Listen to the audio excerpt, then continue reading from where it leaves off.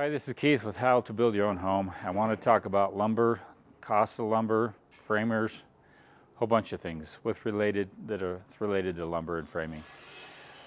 I see lumber is the number one thing that people are over budget on. And that's because price fluctuations. It used to be 5-10 years ago that a framer could pretty much know what his costs for lumber were going to be based upon the price of oil. Sometimes it goes up and we see a 1.5% to 3% change in the fall, spring. We watch the price of oil, and now it's different. But what I really want to talk about is the things that you need to factor in that you haven't factored in when it comes to all your lumber prices. I want to go over a couple of things real quick for you. When you do a cost estimation and a breakdown and your materials take off for all the lumber that you need, I use a service, the lumber yard here does a pretty good job, and I know about where they're under and about where they're over on some things. But a lot of things that especially owner builders forget is a lot of the bracing requirements. You see here all the complex bracing we have in here, and so what they'll do is they'll add up all the lumber they need for the wall and the lumber they need for the header, the bottom plate and the top plate. Trusses come from the truss plant, but you got all this bracing here. Why is that bracing there? It's to help square up the wall. Until this roof is sheeted and everything is sheeted and locked in place, these braces have to stay here. And sometimes these are 16-footers and very long ones. And sadly, that once I put nails in it and I've cut it, I can't replace that. Now I can reuse some of it. I've got a pool house that I'll be building, and we can cut some of that up. But I will save it and hopefully use it somewhere else if I can. But let me show you about some other bracing. Here's some additional bracing. These walls had to be pushed that way about a 1/4 inch just to get them all square.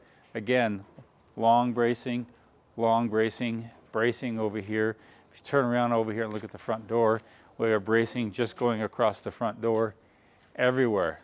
You look at the complexity of bracing. We've got maybe 60 pieces of lumber just for bracing in this house alone.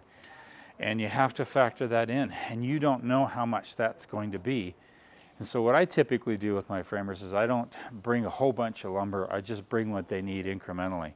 I've got a framer who loves fresh cut lumber and he loves to have it square. If it's got skews on it, he won't use it.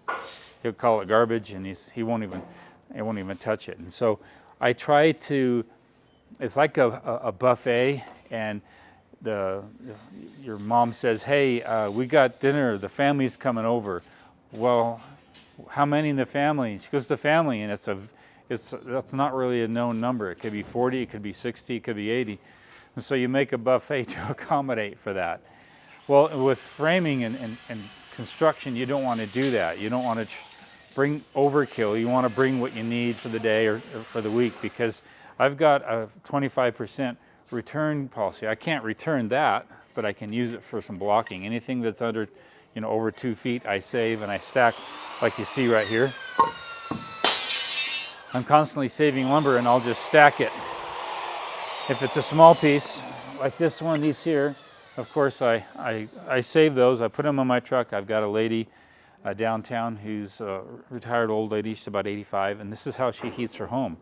So I just put those in a pile and I drop them off at her house. So nothing really goes to waste. That's what I want to keep in mind on saving that, so I can have her burn it. Winter's coming and she has no way to heat her house. That's how she heats her house. Let's go in the garage. I wanted to show you one other thing. I'm in the garage, and I like to keep my lumber organized. Like you see here, like I'm standing all my warped lumber that's not good for a wall structure like this. If you're going to use the lumber for a wall, you want that lumber as straight as you can for that drywall, otherwise you're going to see all kinds of imperfections in your wall. So this, if I can't return it, typically, again, a 25 to 30% return stocking fee with a lot of lumber yards. Could be less, could be more. But I want to just make just one return. I don't want to keep coming back and forth. But I pile up the bad stuff here, the good stuff here, and they know that they're going to use this for blocking. They're going to use that for framing and structural if they need to. And the more organized you are, it actually affects the psychology of your framer not to be messy and not to, they'll constantly go to the new pile. They'll go to the new bunk of wood. They won't fish something out of here. So if you keep it organized, it's like it's a new bunk, and they'll fish through this rather than just toss stuff around. So if you're on site and you're not in the way of people, you can organize things and help your framer out. Now, I don't like to order a lot. He'll say, oh, give me 80 pieces of 2 by 6 by 20 or by 16 footers or something like that. And I look around and I go, I know he won't use all those today, so I'm just going to get what he needs for today. And so I'm very cautious about how much I bring to the job. Now, I know I can use a lot of this. I've got a pool house I've got to frame in. I've got a lot of blocking, a lot of stuff I can do. But I don't like to have too much lumber on the job site if I can try to avoid that. You'll get stuff delivered. I've got some stuff over here, some 2 by 8 material right here, and that has to go back to the lumber yard.